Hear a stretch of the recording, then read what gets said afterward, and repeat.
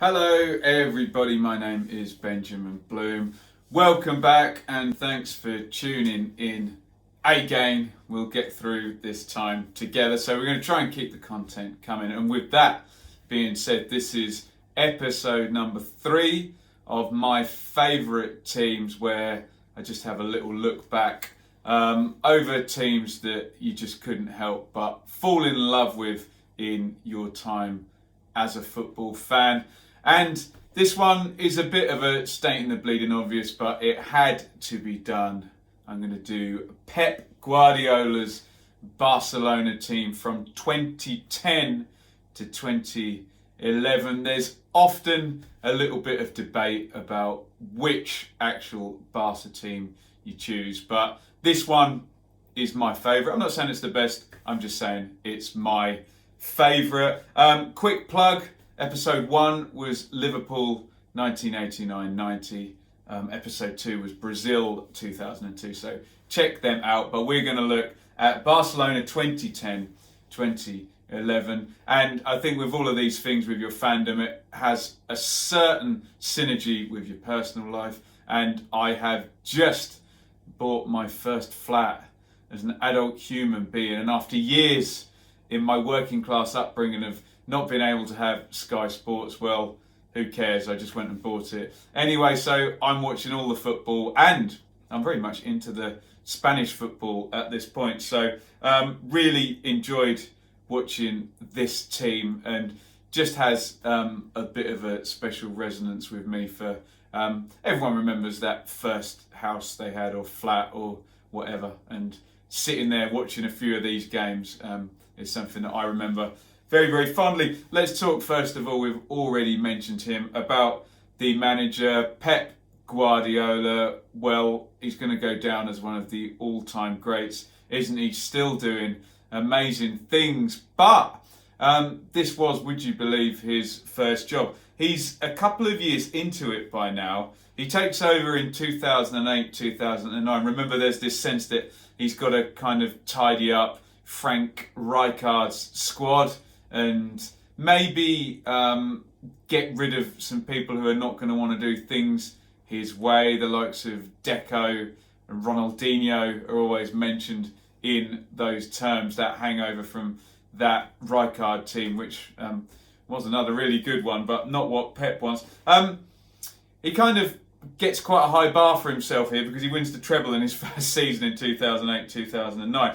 In 2009-10, Zlatan comes in for Eto'o, and it doesn't quite work out in the way he wants it to. I think Zlatan may be a bit too individual, not quite buying in the same way that Eto'o did, and obviously would go on to do with Jose Mourinho. He wins the title but loses in the Champions League to Mourinho's Inter, famously there. So prior to this season in 2010-11, a bit more of a clear out go Chigrinsky, Zlatan himself, Marquez, Henry, Yaya Toure. So some great players going out, but in come David Villa, who had been more a centre forward, but we're going to see how Pep's going to use him, and Javier Mascherano, who we'd seen in the Premier League with West Ham and with Liverpool as a gnarly defensive midfielder. But again, let's see how Pep is going to use him. So the team, and it is really one of the all-time greats, isn't it? In a 4-3-3 formation, I'm sure you can all recite these names, but it was Valdez in goal, and he needed to be able to play with his feet. Pep is really going to change the roles of some of these players. Really, really influential figure in team this one. Dani Alves, the right back. If you watch my Brazil 2002 video, you'll hear me claim that Cafu and Roberto Carlos change the role of fullback. Here comes Dani Alves really to finish the job. He'd been famed. Where was he before? Was it Sevilla? And off he goes to Barcelona, and just raised the level again from Cafu and Roberto Carlos in terms of you're a midfielder, you're a winger, and you are a fullback. There was a sense with those two first Brazilians that it was bombing forward, whereas Alves is just going to move things on again. In central defence, you have Gerard Piqué, who was at Barcelona, went then off to Manchester United, and then finds his way back. The other centre half it's sometimes Puyol, who's a great captain there for Barcelona, and we mentioned him sometimes Mascherano. So Pep enjoying playing a midfielder in a centre-back position, as if to say, no, the playmakers get even further and further back in my team. We're going to play out from the back, even to the extent that I want my goalkeeper to play and I want my centre-half to have the ability of a midfielder on the ball. And I think that legacy is going to roll out now for decades to come. Eric Abidal is the left-back. Very interesting story, because he had real health problems during this season. I think heart problems or respiratory problems, and he actually goes away and gets himself back before the end of the season, despite having an operation to sort out those problems. So really, inspirational story there for Abidal. Then we go on to this midfield three, and my God, this is good. Sergio Busquets, Xavi Hernandez, and Andres Iniesta. You can't really say much more about this midfield three than has already been said. Possibly the greatest midfield three in terms of the balance and the talent of all time, really. I'm sure someone will come up with another one in the comments, but just the way the three work together, where Busquets is your kind of metronome there. He's going to stop what attacks actually came against this team, despite Barcelona having the ball most of the time, and keep the ball rotating and keep the ball moving. He's going to be in the right place at the right time. He's never going to give the ball away. Then you have Xavi, who's the deep line playmaker, the one that can pick the pass, thread the eye of the needle, either with a reverse ball or a dinked pass, allowed to be creative within this structure. Brilliant player. And then you have Iniesta, who's the attacking midfielder, who's going to find the space. He's going to link up. He's going to be creative, not in the same way that Xavi was, and he's going to get you goals. Just the mixture of those three and the talent of those three. Well, look at the honours, and also look at what they did for Spain as well. Just a sensational midfield trio, the like of which we'll be lucky to see again. And then up top, essentially they're a front three, but they're going to rotate a lot. But down the right, Pedro. Down the left, David Villa, who was a new signing. And then the guy, Lionel Messi, notionally a number 9, but they're all going to rotate. They're all going to get moving. I don't really need to tell you about Messi, do I? Who kind of goes where he likes and had been a false 9 and dropped back, etc., etc. So we know about Messi as, maybe the greatest of all time, certainly in the conversation in the top 1, 2 or 3, isn't he? And Pedro and Villa had to be a little bit more disciplined, I guess, sticking to their size, but both had a real eye for goal, and particularly with that midfield behind you, both very good at running in and finishing off for their fair share amount of goals too. What a team, hey? And that midfield three, my God. So in the league, they're going to win the title with 96 points. 30 wins, 6 draws, 2 defeats. They beat Jose Mourinho's Real Madrid. He's obviously there. And remember, whatever you say about Mourinho, now in 2020, he is one of the best, if not the best in the world at this point, especially having just gone and won the European Cup with that Inter side as well. So Pep beats Jose by 4 points here, and into the bargain, a 16-game winning streak and a 31-match undefeated run. The standards were high over this period of Pep versus Jose in terms of the league. In the Cups, they lose in the final to Mourinho's Real Madrid in the Copa del Rey. Cristiano Ronaldo with a super header. I'm trying to think, has Ronaldo been there already a season, or is this his first season there? Maybe he's already been there a season. Someone will correct me in the comments there. In the Spanish Super Cup, it's a 5-3 aggregate win here. Messi with a hat-trick. The other cup competition, the Champions League, they're going to win it because they're a great side, unbeaten in the group. Do actually lose the first leg to Arsenal and come back in the second. They hammer Shakhtar 6-1 on aggregate in the quarters. Then you get this titanic semi-final and against Real Madrid, and this really took a lot out of Pep and out of the team. And it was a real stiff battle, this one.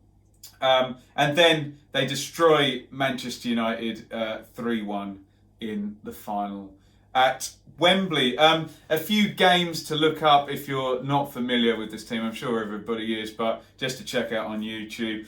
November the 29th, 2010. I remember watching this live, as with hundreds of millions of people around the world.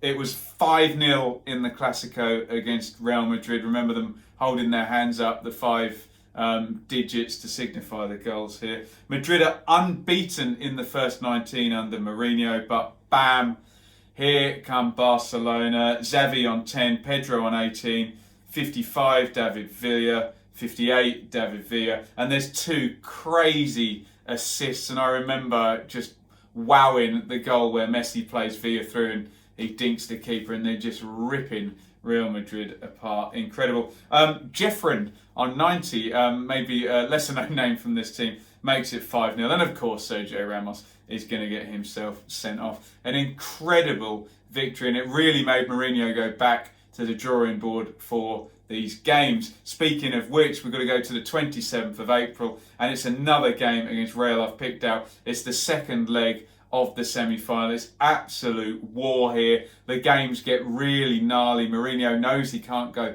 toe-to-toe with this team, footballing wise. In comes Lassana Diarra to partner Pepe, who's moved out into midfield, and they're really going to stink this midfield out. Pepe gets a red card on 61, and then it's 2 goals for Messi, as he always used to do against Real Madrid. Well, still does, I guess. And the second goal, it's just incredible. In all of these great teams we're talking about in this series, you need great players to make great teams, and sometimes you need to rely on those great players in moments just to have that individual bit of magic. And the Messi goal, I'm sure you all know the one I mean. The dribble, the acceleration in, and the finish, just absolute killer stuff. And the third game I've picked out is the Champions League final against Alex Ferguson's Manchester United. I believe this is the second final they lose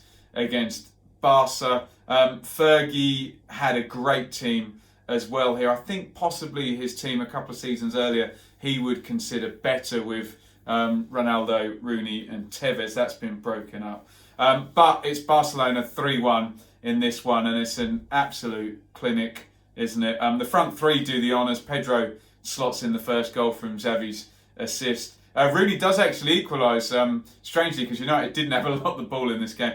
Messi smashes one in from the edge of the box, and then Villa curls one into the top corner to win it. And you can see Ferguson on the bench. He knows he's been beaten by a great team. And something to swing it to Ferguson, to be one of the all-time great managers that he is, just couldn't get that third European Cup, and came up short against Barcelona twice. I'm sure he'll regret this team being around at the same time as him. So look, in summary, brilliant team. We all know about them. An amazing manager, still doing the business now at Manchester City, and obviously went off to Bayern Munich after this. And the real sign of a great manager is their legacy, and Pep changed things for a lot of teams. So you talk about the playing out from the back. I know he hated the tiki-taka and passing for passing's sake mantle, and quickly rebelled against that and moved away from that label. But look at the way the fullbacks play and centre-halves play now, and a lot of it has got Pep's fingerprints all over it. Perfect mix of system and individual. You have great players pressing right up into the top corners of the pitch, and the recycling of the ball, whereas you had the Galactico era before with Real Madrid and the individual was king. Well, you've got great midfielders happy to recycle the ball, keep things moving. And okay, yes, maybe you do have individuals, particularly Iniesta, Xavi, and Messi.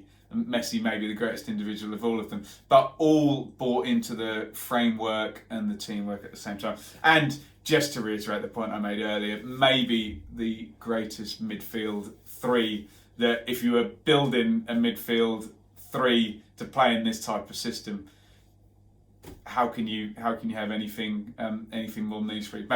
Maybe you might build in a bit more power, but hey, when you've got the ball the whole time, who needed it anyway? So just an amazing team. That's the third one in my series, Barcelona 2010-2011. As I say, look back in the channel for part one was Liverpool 89-90, the team of Barnes, Beardsley and Rush when I'm a young kid growing up in England, and Brazil 2002. In fact, we talked about the front three of Ronaldo, Ronaldinho and Rivaldo, all played for Barcelona at one point. We talked about the midfield three here. Funnily enough, that front three probably wouldn't work in this team because too much on the individual there, but interesting parallels of the front three of that team. We're talking about the midfield three of this team. So great memories for me, like I say, in my first property and watching the Spanish football. I can't remember what it was. Scott Minto ended up presenting it, I think. Can't remember what the program was called on Sky, but absolutely loved it and absolutely loved this team. Let me know in the comments your memories of this Barca team and the other Pep teams and how they stack up. I know some people have the first one with Eto'o, along with Eto'o and Henry and Messi. Wow. So there you go. There's a debate to be had there. Check out the other videos in the series. Bit nerdy, but hey, with the virus at the moment, we've got time to make these videos, so why the hell not? Thank you everybody for watching. Please follow me on Twitter at Benjamin Bloom. On YouTube, obviously, hit the subscribe button, ring the bell for notifications, trying to keep the content going. It's going to be a long time without football, but we'll try and keep it focused. I know a lot of people don't want to hear about the virus. They get that from government and from news sources, so they don't want the YouTubers they watch to be doing this. So we are trying to plough ahead and keep the football content going. Here, you can support me monetarily on Patreon, patreon.com/Benjamin Bloom. That doesn't really seem important now. I think everyone needs to save their money at this moment, but if you feel like you want to and support for a creator, then please obviously do so, and I'll be very grateful. If you're stuck in a hole for stuff to do, go and check out those 3 games I said. I'm sure most people know the footage now, but just an incredible team. So that is my retrospective of Barcelona 2010-2011, the third of my favourite teams. I hope you enjoyed it, and get your memories and get your favourite teams down in the comments below. Thank you very much for watching. Stay safe, stay clean, stay home, don't take any risks, follow the damn instructions from the government. You don't need me preaching that, and I will see you soon. Thanks for watching.